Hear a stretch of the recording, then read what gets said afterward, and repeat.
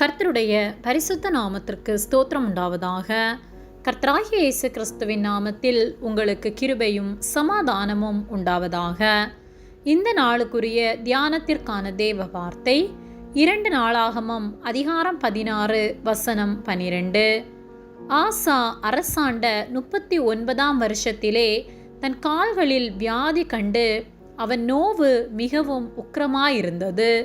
அவன் தன் வியாதியிலும் கர்த்தரை அல்ல பரிகாரிகளையே தேடினான். பிரியமானவர்களே, நாம் ஆசாவை குறித்து இந்த வேத வார்த்தையிலே பார்க்கின்றோம். இந்த ஆசா அபியாவின் மகன். தன் தகப்பனாகிய அபியா நித்திரை அடைந்த பின்பு அவன் ஸ்தானத்திலே ஆசா ராஜாவானான். ராஜாவாகிய ஆசா கர்த்தருடைய பார்வைக்கு நன்மையானதையும் செம்மையானதையும் செய்தான். அவன் அந்நிய தேவர்களின் பலிபீடங்கள், சிலைகள், விக்கிரக தோப்புகள் எல்லாவற்றையும் உடைத்து கர்த்தருடைய பார்வைக்கு நலமானதை செய்தான். ஆகவே கர்த்தர் அவனுக்கு இளைப்பாறுதலை கட்டளையிட்டு அவன் அரசாண்ட அந்த நாட்களில் தேசம் அமெரிக்கையாயிருந்தது. எதை செய்தாலும் அவன் கர்த்தரை சார்ந்தவனாய் காணப்பட்டான்.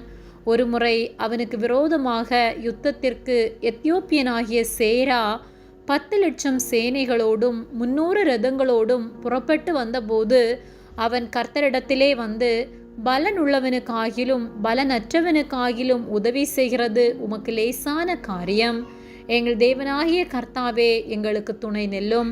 உம்மை சார்ந்து உம்முடைய நாமத்தில் ஏராளமான இந்த கூட்டத்திற்கு எதிராக வந்தோம். கர்த்தாவே, நீர் எங்கள் தேவன், மனுஷன் உம்மை மேற்கொள்ள விடாதேயும் என்று சொல்லி அவன் கர்த்தரை முன்னிறுத்தி அந்த யுத்தத்தை செய்து ஜெயம் பெற்றான்.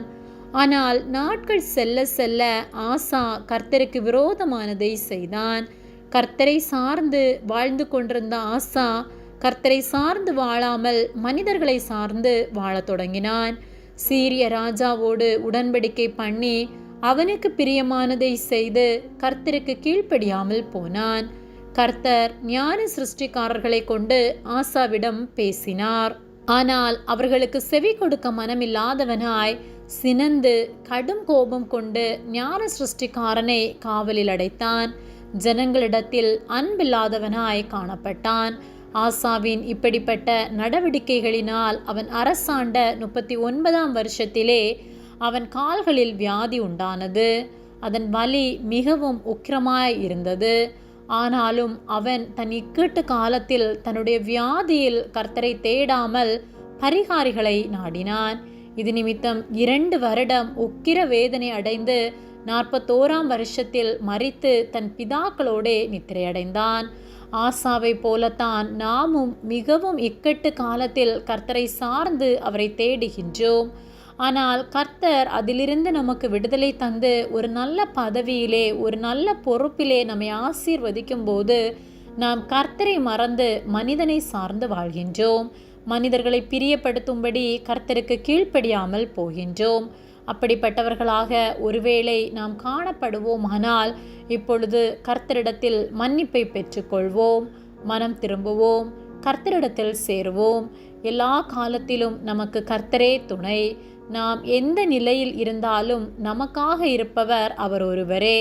கர்த்தர் நமக்கு துணையா இல்லை என்றால் நம்மால் எதையும் செய்ய முடியாது.